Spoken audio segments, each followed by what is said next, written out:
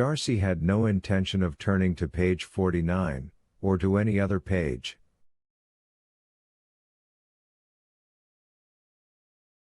She was already explaining to herself what this was, a male investigation. She knew about male investigations from a Cosmo article she'd read in the dentist's office.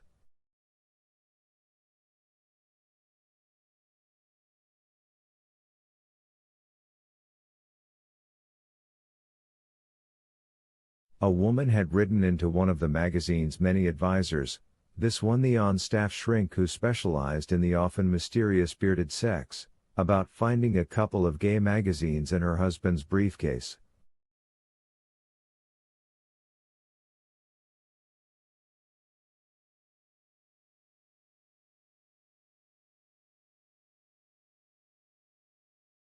Very explicit stuff, the letter writer had said, and now she was worried that her husband might be in the closet.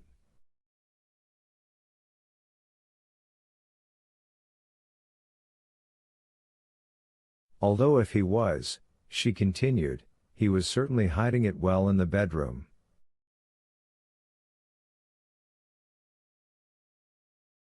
Not to worry, the advice lady said. Men were adventurous by nature, and many of them liked to investigate sexual behavior that was either alternative, gay sex being number one in that regard, group sex a close second, or fetishistic, water sports, cross-dressing, public sex, latex.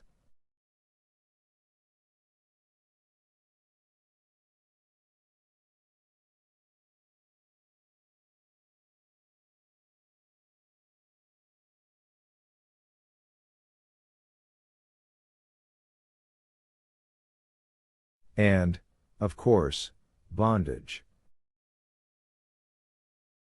She had added that some women were also fascinated by bondage, which had mystified Darcy, but she would have been the first to admit she didn't know everything.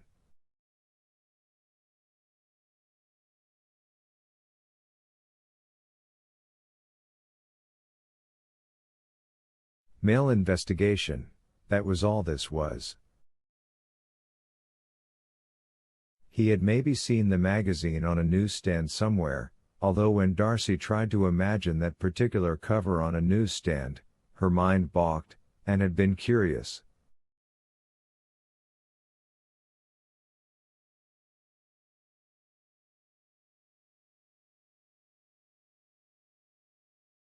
Or maybe he'd picked it out of a trash can at a convenience store. He had taken it home, looked through it out here in the garage, had been as appalled as she was.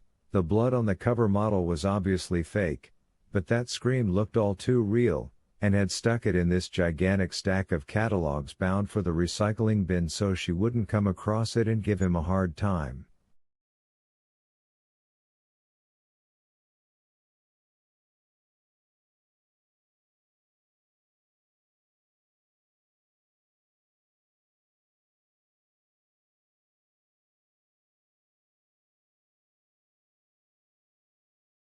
That was all it was, a one-off. If she looked through the rest of these catalogs, she'd find nothing else like it.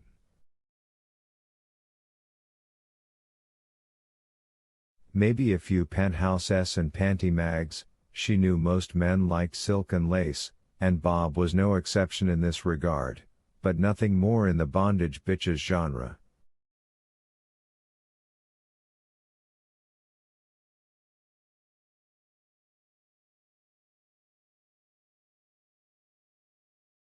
She looked at the cover again, and noticed an odd thing, there was no price on it.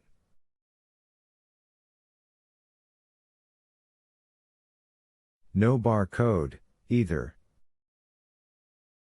She checked the back cover, curious about what such a magazine might cost, and winced at the picture there, a naked blonde strapped to what looked like a steel operating room table.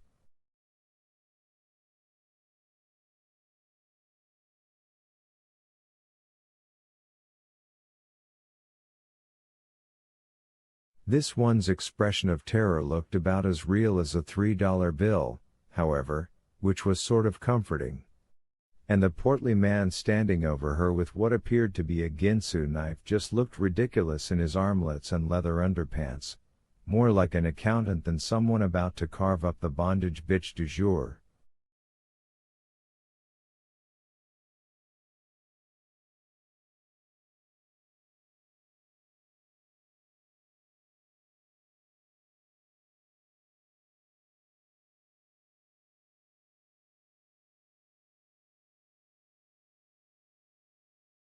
Bob's an accountant, her mind remarked. A stupid thought launched from her brain's all too large stupid zone. She pushed it away just as she pushed the remarkably unpleasant magazine back into the pile of catalogs after ascertaining that there was no price or bar code on the back, either.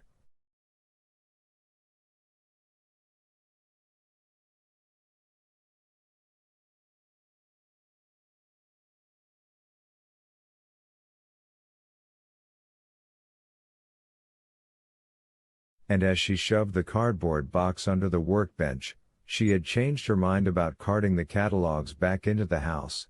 The answer to the no price/no barcode mystery came to her.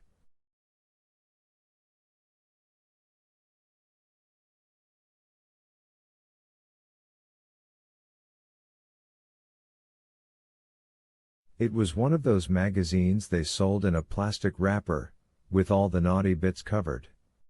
The price and the code had been on the wrapper, of course that was it. What else could it be? He had to have bought the goddamn thing somewhere, assuming he hadn't fished it out of the trash.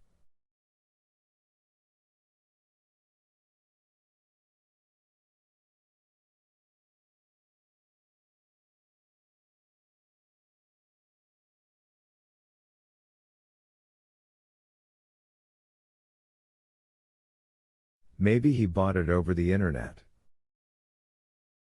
There are probably sites that specialize in that sort of thing. Not to mention young women dressed up to look like 12-year-olds.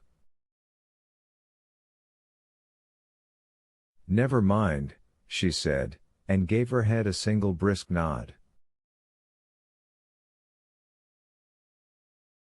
This was a done deal, a dead letter, a closed discussion.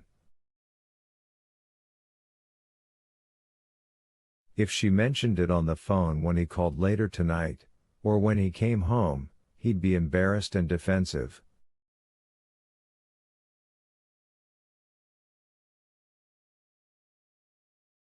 He'd probably call her sexually naive, which she supposed she was, and accuse her of overreacting, which she was determined not to do.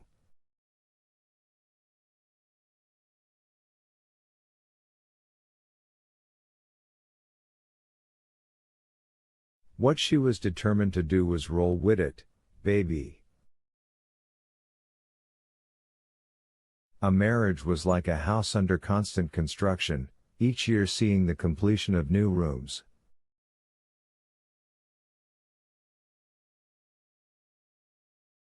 A first-year marriage was a cottage, one that had gone on for 27 years was a huge and rambling mansion.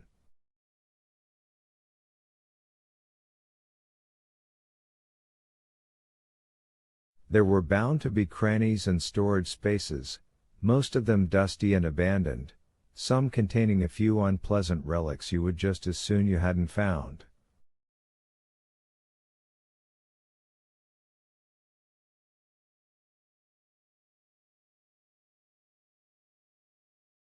But that was no biggie. You either threw those relics out or took them to Goodwill. She liked this thought, which had a conclusive feel, so well that she said it out loud.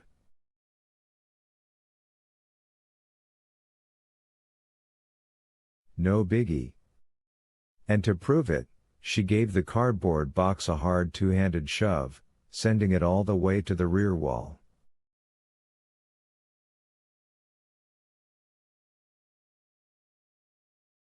Where there was a clunk. What was that? I don't want to know, she told herself, and was pretty sure that thought wasn't coming from the stupid zone but from the smart one.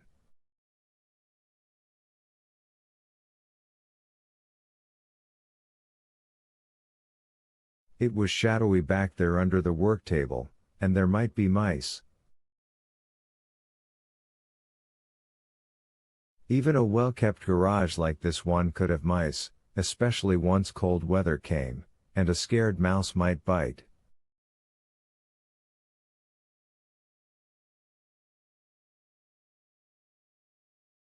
Darcy stood up, brushed off the knees of her housecoat, and left the garage.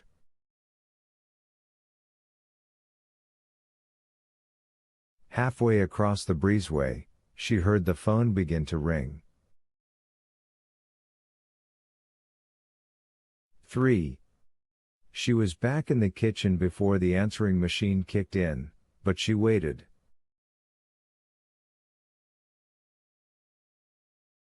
If it was Bob, she'd let the robot take it. She didn't want to talk to him right this minute. He might hear something in her voice.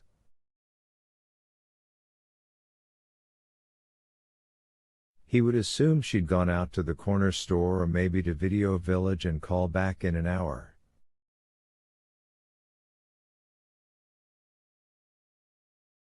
In an hour, after her unpleasant discovery would have had a chance to settle a bit, she'd be fine and they could have a pleasant conversation.